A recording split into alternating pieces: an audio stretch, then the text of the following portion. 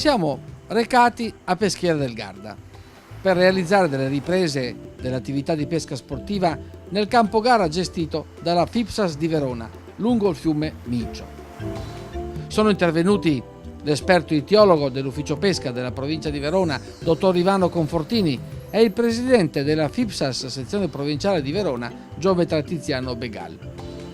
Sono state registrate immagini di pesca nelle varie tipologie, spinning, a mosca, nelle località più affascinanti dell'estesa rete idrografica della provincia di Verona, data in concessione all'Associazione Pescatori Provincia di Verona APPV.